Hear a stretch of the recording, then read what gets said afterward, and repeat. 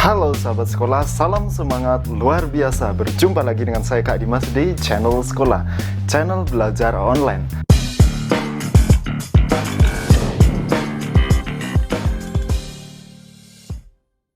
So, bagi kalian-kalian yang khususnya pelajar baru saja mampir di channel ini, kalian butuh materi pelajaran, kalian butuh soal-soal tips trik atau sedang daring dari rumah, kalian wajib subscribe channel ini. Dan jangan lupa kalian aktifkan tombol lonceng agar senantiasa mendapatkan updatean video terbaru yang diproduksi oleh channel sekolah.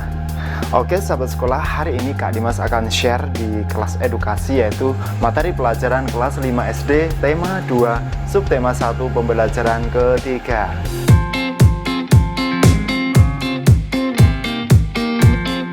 Nah, di pembelajaran ketiga ini masih berpedoman pada buku tematik, kita melanjutkan pembelajaran kedua kemarin ya. Sahabat sekolah, semua makhluk hidup memerlukan oksigen untuk bernapas. Oksigen tersedia melimpah jika lingkungan kita bersih dan banyak tumbuhan hijau.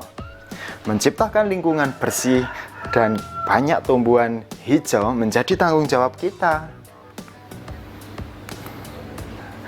Ayo kita membaca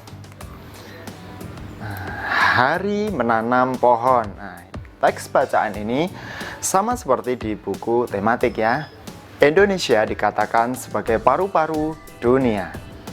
Sebutan itu disematkan karena di Indonesia terdapat hutan yang sangat luas. Daun-daun di hutan mengeluarkan oksigen berlimpah. Oksigen merupakan unsur penting bagi kehidupan. Namun sayangnya, hutan kita semakin berkurang akibat kebakaran atau penebangan pohon di hutan secara liar.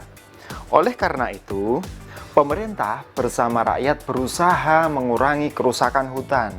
Nah, salah satu upaya yang dilakukan yaitu menanam kembali pohon di lingkungan.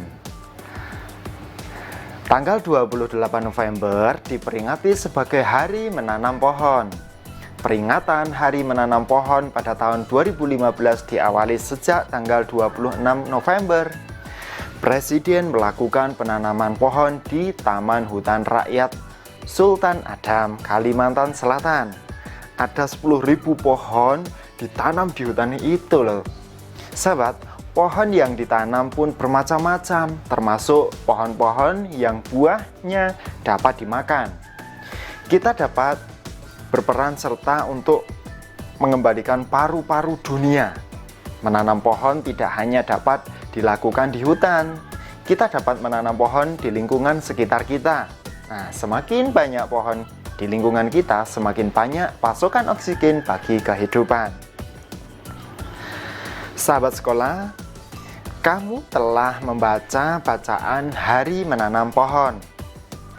Nah, menjaga lingkungan sekitar dengan cara menanam pohon merupakan salah satu tanggung jawab kita sebagai warga masyarakat. Nah, semua warga masyarakat mempunyai tanggung jawab dalam menciptakan kenyamanan dan keamanan lingkungan tempat tinggalnya. Sekarang kita lanjut, kita pelajari tentang tanggung jawab sebagai warga masyarakat. Tanggung jawab merupakan sikap terpuji yang hendaknya dimiliki oleh setiap individu. Nah, sikap tanggung jawab ini mencerminkan nilai karakter setiap individu. Jadi, karakter seseorang tercermin dalam sikap tanggung jawabnya, baik terhadap diri sendiri, orang lain, masyarakat, maupun bangsa dan negara. Nah, tanggung jawab sebagai masyarakat yang pertama ya.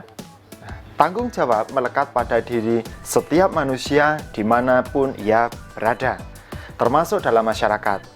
Untuk memahami makna tanggung jawab sebagai warga masyarakat, secara urut perlu kamu pahami pengertian tanggung jawab itu sendiri, pengertian masyarakat, dan baru memahami makna tanggung jawab sebagai warga masyarakat berikut ini. Nah, pengertian tanggung jawab ya, yang pertama, sahabat sekolah, tanggung jawab merupakan salah satu nilai karakter bangsa yang diharapkan tertanam pada setiap individu. Nah, terutama peserta didik. Tanggung jawab adalah sikap dan perilaku seseorang untuk melaksanakan tugas dan kewajibannya yang seharusnya dia lakukan, baik terhadap diri sendiri, keluarga, masyarakat, lingkungan, negara maupun Tuhan Yang Maha Esa. Nah, lingkungan ini bisa alam, sosial, budaya, gitu ya. Kemudian menurut Kamus Umum Bahasa Indonesia yang tebal itu, tanggung jawab adalah keadaan wajib menanggung segala sesuatunya. Nah, setiap individu mempunyai tanggung jawab karena tanggung jawab bersifat kodrati, yaitu menjadi bagian dari kehidupan manusia.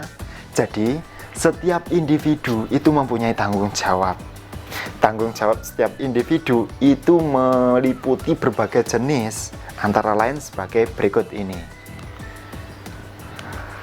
Nah, tanggung jawab individu yang pertama adalah tanggung jawab terhadap dirinya sendiri. Jadi kita harus bertanggung jawab terhadap diri kita sendiri. Kemudian yang kedua adalah tanggung jawab terhadap keluarga. Kita punya keluarga, ayah, ibu, orang satu rumah, kakak, adik, itu kita harus tanggung jawab terhadap mereka. Yang ketiga adalah tanggung jawab terhadap masyarakat. Kita ini hidup di lingkungan masyarakat, punya tetangga. Kita harus bertanggung jawab terhadap masyarakat kita. Yang keempat adalah tanggung jawab terhadap bangsa dan negara. Kita hidup di Indonesia, negara yang amat kita cintai ini.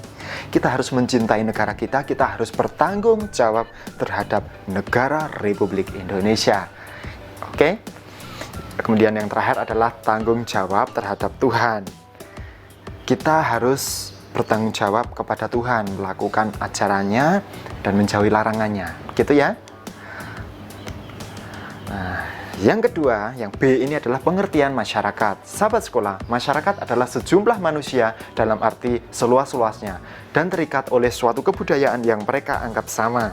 Jadi dalam sebuah masyarakat itu terdapat aturan-aturan yang dipatuhi oleh warga masyarakat, termasuk kita ya. Nah, pelaksanaan kewajiban mematuhi aturan-aturan dalam masyarakat ini menjadi tanggung jawab setiap warga masyarakat. Nah, kita ini kan warga masyarakat.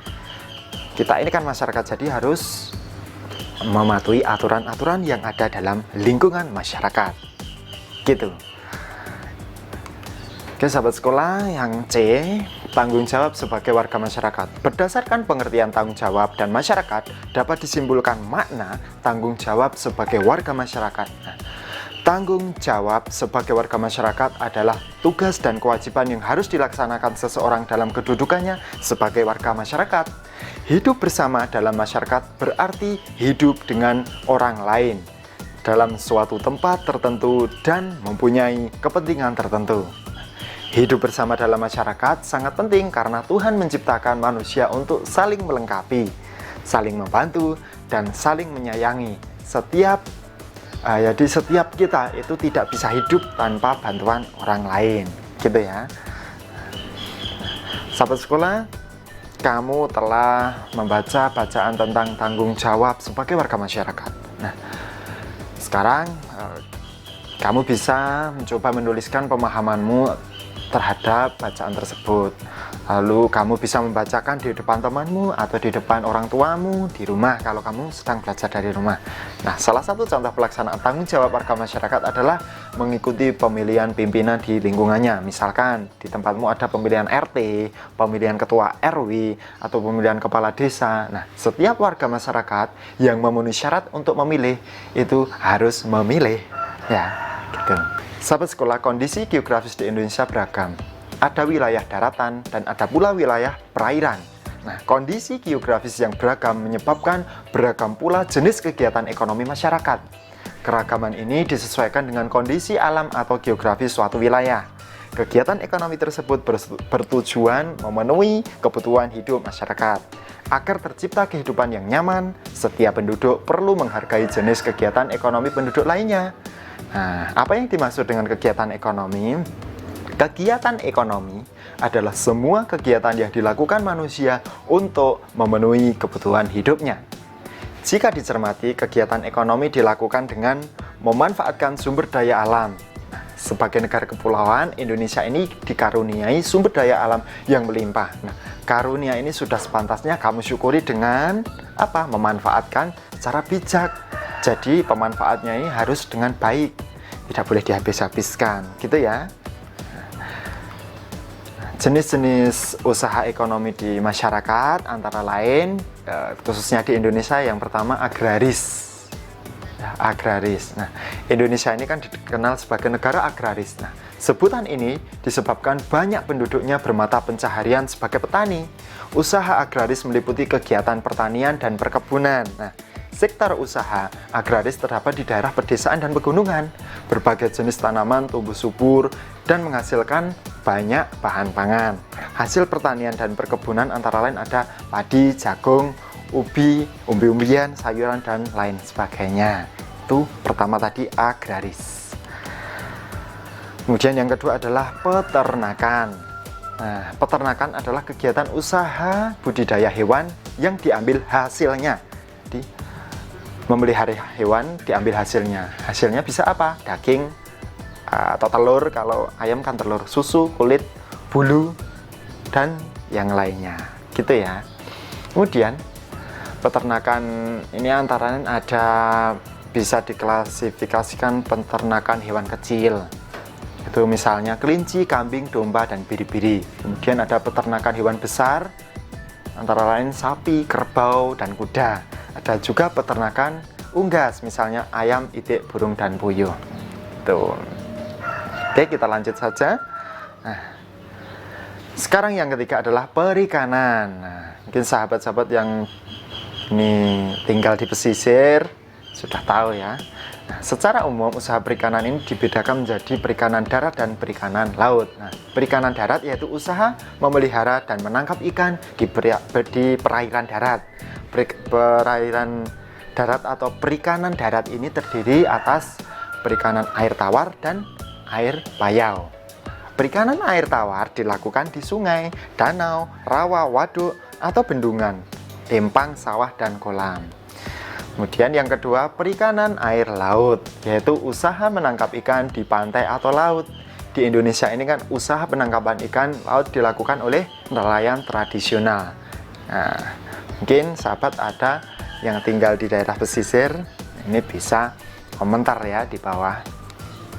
Oke, yang keempat adalah jenis usaha di masyarakat apa? Pertambangan. Nah, dilihat dari kondisi geologisnya, wilayah Indonesia ini mengandung banyak barang tambang loh. Nah, potensi barang tambang yang melimpah hendaknya dimanfaatkan bagi kemakmuran masyarakat.